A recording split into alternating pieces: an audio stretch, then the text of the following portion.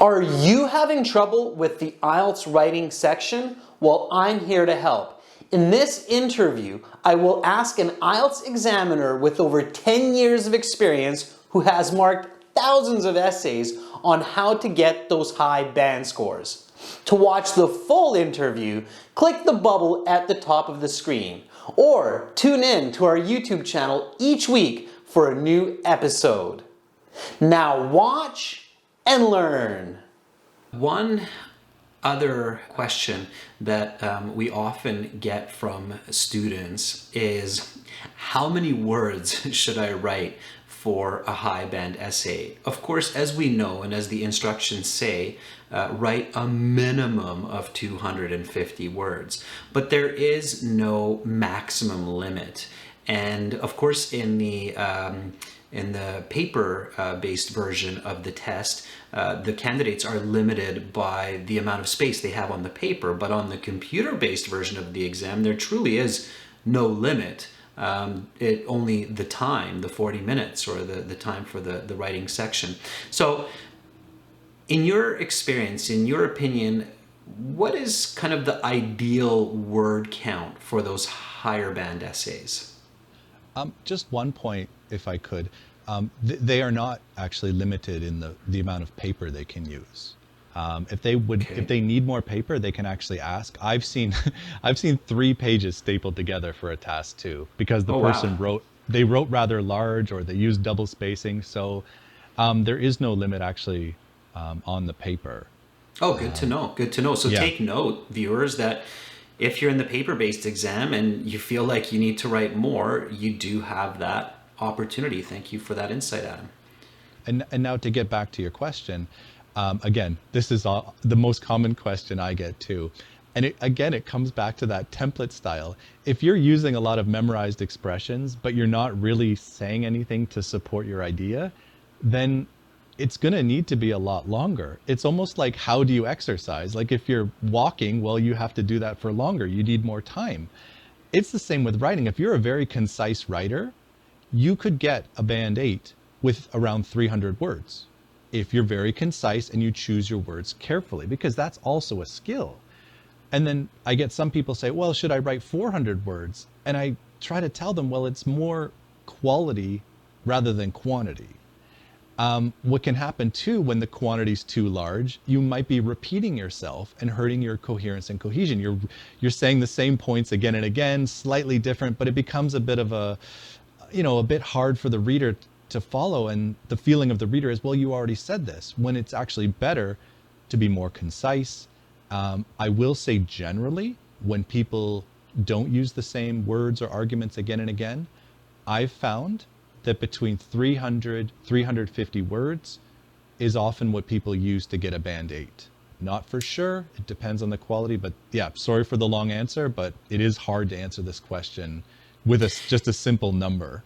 Right, and I've had the same challenge as well, Adam, answering this question, and I've always given very similar advice as you. I think the key word that we're emphasizing here is concise. So good university writing, good writing in the IELTS exam is concise writing. It's writing that avoids repetition and redundancy, or what we call wordiness as well.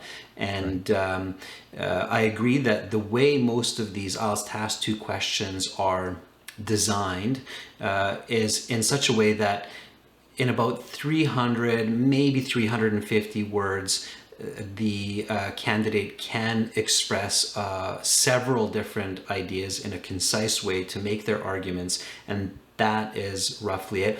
I found it interesting that you said 300, maybe a little bit more, and you didn't actually say 250, which is the absolute minimum. And the reason I find that interesting is because that's what I have also said to students, is that it's quite difficult to get into those higher band scores with just the bare minimum of 250 words. 250 words is a little bit, I would say, few to really give clear answers, explanations, examples to ideas presented in the thesis statement. Would you agree with that?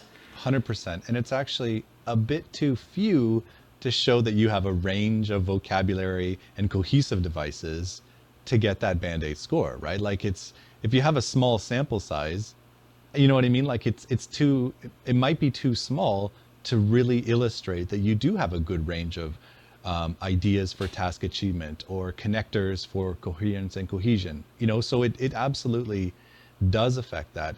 And just to follow off the previous question a little bit, I try to never say like, listen, when I tell my students, like, listen, if you have in your body paragraphs, if you have a topic sentence, don't aim for words. Never count your words when you're doing your writing. If you have a good topic sentence, 3 good points and 3 supporting, examples for those points for each body paragraph, there is no way you're going to be below the word count. You're just naturally going to be in that 300 to 350 range. Focus on how many points you're making, not how many words you're writing. Absolutely. I couldn't have put it better myself, Adam. Definitely getting lost in the technical elements of the essay, like having 100% accurate spelling and grammar and having the exact word count, 300, let's say, for example, is really not the right approach to those higher band essays. It's much more important to take a look at what you mentioned, having the right ideas, having a cohesive essay. Absolutely. So Adam, some students fear that if they don't write 250 words, they'll lose some marks. And some students also fear that if they go over 250 words, they'll lose some marks. What, in fact, is the truth to this as an examiner or as a former examiner? It's a myth. I stopped doing examining almost a year and a half ago, and it might even be 3 years ago when IELTS changed this. There's no longer a -1 penalty for writing fewer than 250 words. They do still suggest that in the prompts, but they actually changed it. And if I had to guess the logic for this, it only makes sense to me because if you're able to be succinct and write like a really good essay in 250 or 249 words, let's say, you shouldn't be penalized. On the flip side, how can you fully develop a topic and an idea with fewer than 250 words? So they don't need to have that penalty for word count. It just naturally negatively affects your task achievement and your lexical resource if you do write fewer than 250 words. But the -1 penalty right away, no, that's been done away with for at least 2 years. Well, thank you for clearing up that point. I'm sure that's very helpful for many students out there and encouraging. For many more great IELTS lesson videos with tips and strategies, including original exams, a fully interactive course, and an app for your mobile, check out gieltshelp.com. Begin improving your band scores today. Subscribe to our channel. Click over here. Watch another video? Click right up here. And join our premium package. Click on our hero to practice your speaking, get videos, exams, and an interactive course.